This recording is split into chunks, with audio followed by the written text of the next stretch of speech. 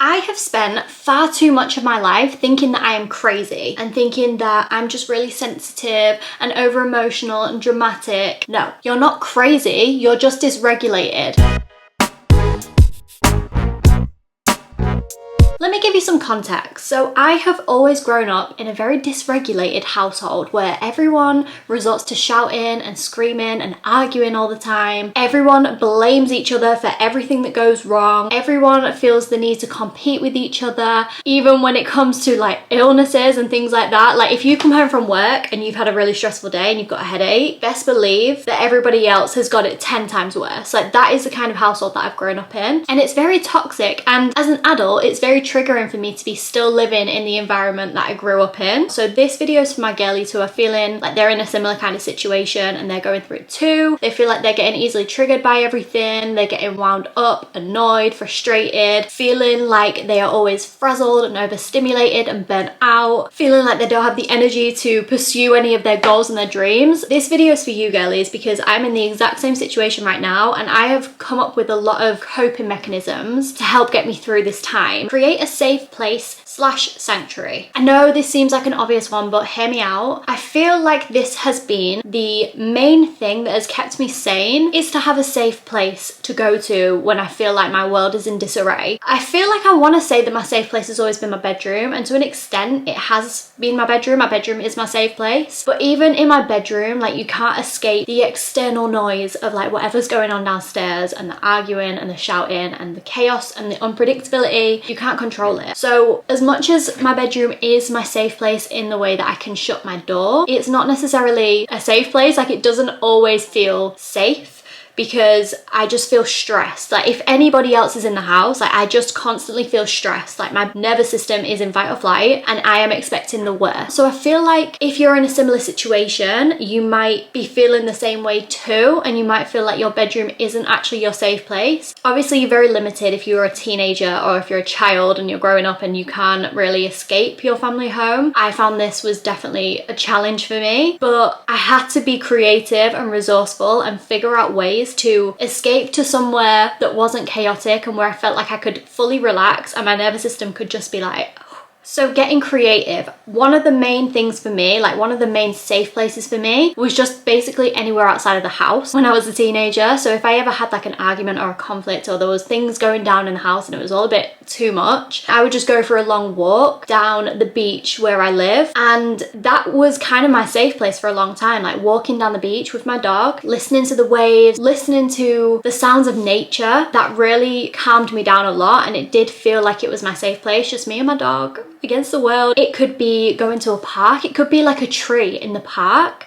Obviously I say this lightly because I feel like parks in the UK are probably not that fucking safe. Like they're probably quite the opposite, to be honest. But maybe if you live in a nicer country, maybe if you live in like Canada or something, I don't know, maybe the parks are nicer. But let's just say, for example, a tree in a park, it could literally be a bookstore. Oh my god, I found so much solace and peace in bookstores when I was younger. I used to always go to Ottakar's when I was a kid, and that was like my escape. I loved it so much. Like it was just so calming, the smell of the books, all that kind of shit. It could even be your car. Like in adulthood, or like since I passed my driving test, my car quickly became my safe space, because say if I wanted to escape but I didn't necessarily want to go out into the public, it was actually a game changer for me to get in my car and drive somewhere far away, park up and just sit there and be with my thoughts. I still do this to this day, but I will get in my car and I'll just drive somewhere where I know that the parking is free, and I will journal. Like I'll bring my journal with me, I'll bring a book, and I'll just sit in my car and I'll just chill. And it's so nice to be able to get away from just everything, and it feels like, I don't know, it's just basically what I'm trying to say is that it's just good to have a safe place, because your body needs time to be in rest and digest. Like your nervous system needs to be in a place that is safe enough for you to feel like you can be in rest and digest. That is so important. If you're constantly living in this place of like constant heightened emotions, then your nervous system is just going to be shot. It's going to be fucked. fucked and there's not really much you can do to enjoy your life, basically. Like, if your nervous system is wrecked, life just feels so much harder and more chaotic. So having a safe place is so important. I feel like another one could be, if you are of school age, maybe school is your safe place. Like, maybe you could join extracurricular activities at school, or like after school clubs, join some sort of club or something. I never did that because like school was very stressful for me as well, but I did go to a really fucking shit school.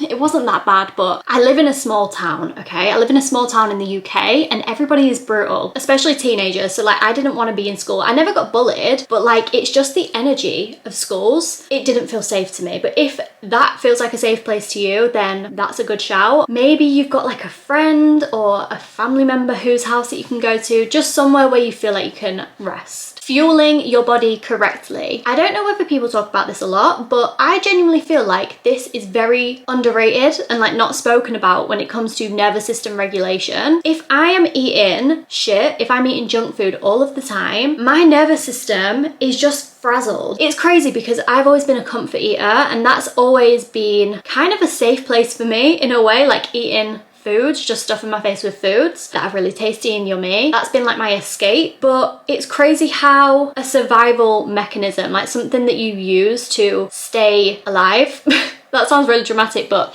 something that you use to cope with your chaotic environment when you're younger can actually be something that makes things so much worse for you now. So if I'm eating shitloads of sugar all the time, my nervous system is frazzled. And I don't know if it's like my nervous system, I don't know if it directly affects it, should I say, but I know that when I'm eating really badly, I feel really bad and I'm a lot more sensitive and more susceptible to my environment. Take of that what you will. I just think that fueling your body correctly when you are in this situation and you can't get out of it, obviously the very first thing above all of these tips, if you can do it, is to get the fuck out of your environment and like video over. But if you can't do that, then you need to play with the cards you've been dealt. Unfortunately, or maybe fortunately, it means eating a little bit cleaner and thinking more about what you put into your body. Something that really has changed the way I look at food is regulating my blood sugar levels. As a sensitive person, I have always been very sensitive to sugar. And when I trace it back, like when I was a kid, I used to always tell people like, oh no, I can't eat this kind of thing. Like, I couldn't eat certain sweets because they were like too sugary. I don't know whether they had more of a sugar content, I don't know. But I always used to say to my parents like, oh, I can't eat this, or I can't have that like sugary fruit shoot drink or whatever because it gives me a headache and it made me feel really unwell. And no one used to listen to me, obviously. I used to ask for Diet Cokes because I knew that Diet Coke wouldn't make me feel sick like sugary fruit juices did. So I'd always ask for like a Diet Coke and my dad would be like, hell to the fucking no, and he would get me a fruit shoot. And I used to cry about it. I'd be like, oh my god, like you're just giving me a headache. Ugh. So as somebody who is very hypersensitive to sugar, regulating my blood sugar levels has changed the game. The way that I do this is in the morning, I will make sure that I have a really high protein, savory breakfast, no sugars or anything like that, no oats, none of that bullshit. Like I have a savory, high protein breakfast that really fills me up. And if I'm gonna eat anything throughout the day that's sugary, I try my best to eat after a big meal. So that really helps to kind of dilute like the blood sugar crashes. I'm really not the best person to be talking about this. If you want to know more about this, please listen to What's the Juice podcast because she has some amazing episodes about blood sugar regulation. That's basically where I've learned everything that I know about it, but it's really changed my life. And a quick fix, if you wanted to have like a sweet treat and you suffer with blood sugar regulation issues, if you want to have a sweet treat, having a tablespoon or two of apple cider vinegar diluted in a little bit of water, drinking that and then having the sweet thing, it just kind of dulls down the crash. It kind of makes your blood sugar not spike as much and crash as much, if you know what I mean. But yeah, learn about blood sugar regulation if that sounds anything like you, because that definitely changed how I respond to food and it just made me feel so much better, and it allowed me to kind of set myself up to not be so triggered by things, because when your blood sugar is spiking and crashing all the time, you are so susceptible to mood swings and irritability, and that is something that I really struggle with. I've grown up around quite negative and cynical mindsets minutes. I can be very prone to being moody and like really honing into that negativity. But if your blood sugar is balanced, you are less likely to be drawn into that, and you feel more strong mentally and physically because you're fueling your body correctly. Record yourself venting. This one has helped me so much. You can journal all you want, that's great, that's cool, but recording yourself venting, so therapeutic, it's so freeing. So basically what I do, and I recommend doing this in a place where you can fully vent and like speak loud and you're not scared that people are going to hear you. I don't really do this in my house because I know that people would probably be listening to me. I don't know, I get paranoid that people would be, and then they'd be like, oh my god, why are you talking about that? Anyway, so what I do if I've had a particularly challenging day, when I'm driving to my boyfriend's and he lives about 15 minutes away from me, 15-20 minutes away, I will get my phone, put it on record, put it on my little phone holder in my car, press record, and I'll just drive and I will literally let off all my steam. Like I will vent, I will be so negative, I'll be so cynical, I'll let out all of this venom that I've got inside of me built up. I'll just let it out. If I've got something bad to say about someone, if someone's really pissed me off that day, I will go in and I will say whatever the hell I want to say with zero guilt, because you could vent to other people about these things. Like I don't do that. I don't like to share these negative feelings that I have. Like I like to just kind of, I don't know, I like to keep a positive aura about me. I don't want to be that person who's like talking about every Tom, Dick and Harry, and like when people talk about other people to me, I'm kind of like, I don't want to hear it. Like I've done my venting in the car, so I don't really need to do that. But it just feels so good because you're venting to yourself, and you can literally shout. You can shout in the car, you can raise your voice, you can be as loud as you want to be because you're driving,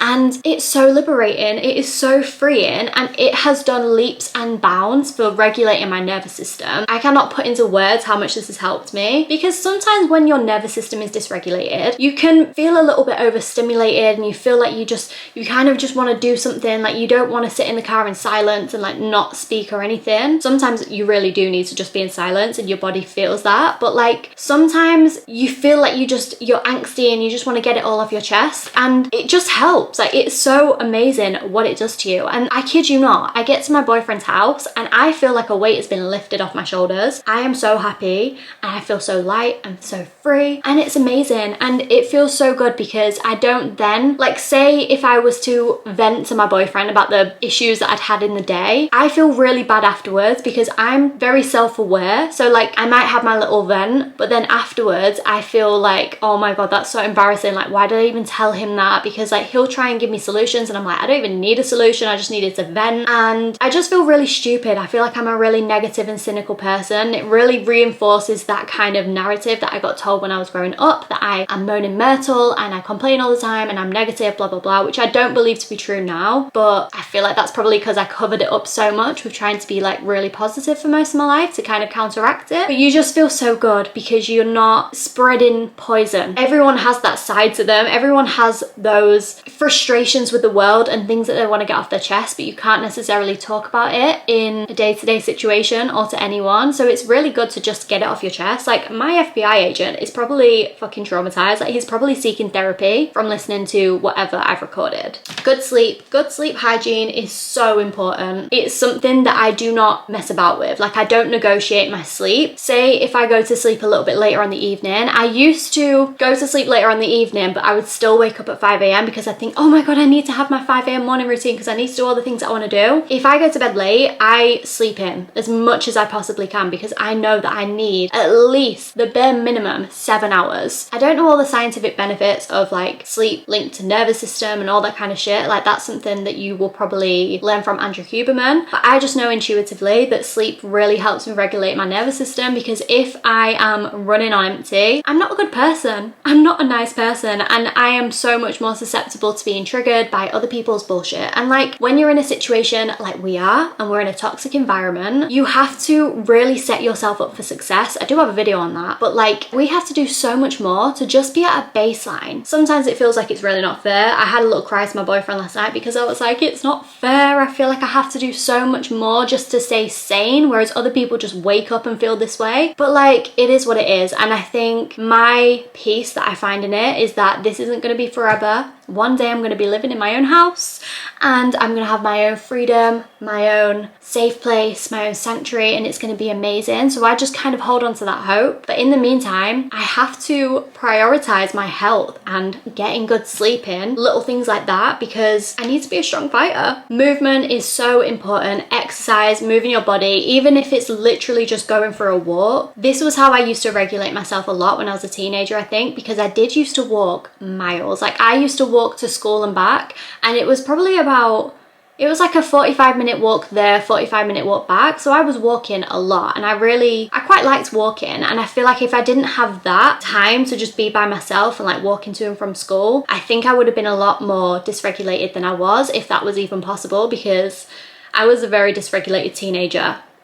It was not good. But walking is just great. It just allows everything in your body to flow how it needs to flow, and it just gets the energy moving, and it just makes you feel good. Like, exercise in general makes you feel good. You don't need to be doing the most. You can literally just go for a walk. You could do a stretch, you could do some yoga, whatever. Yoga really helps, by the way. Yoga has helped me so much with my nervous system. I remember, like, even if I wasn't walking to school, if things were getting a little bit heated in the house when I was a teenager and I didn't have my car, I'd always do this thing where I'd be like, I'm leaving, I'm running away, and I would like go out the door, and I'd take the dog with me, and I would walk down the seafront. And having that time away from a heated situation really gives you a lot of clarity, and it allows you to calm down and just regulate yourself. Like I say, I don't know the ins and outs of this. This is just from personal experience. Andrew Huberman probably has the ins and outs of the science of it if you want the evidence behind it, but this is just what's worked for me. Get a hot water bottle. Oh my god, this is a really random tip, and I feel like it's very niche,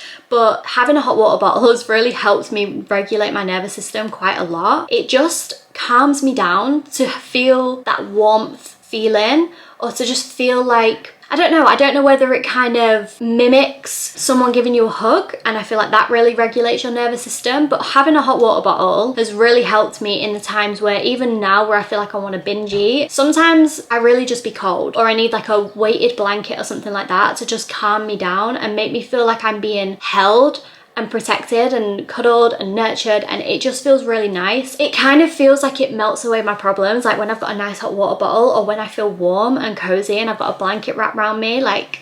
And finally, another kind of random one, but noise cancelling headphones. If you're living in a chaotic environment, you might know that it can get a little bit rowdy, it can get a little bit loud and chaotic, and sometimes you just want to scream into a pillow, because why are people shouting and screaming over actually nothing? So in those situations where I actually can't leave the house for whatever god known reason, I always resort to my noise cancelling headphones. I'm gonna get them now.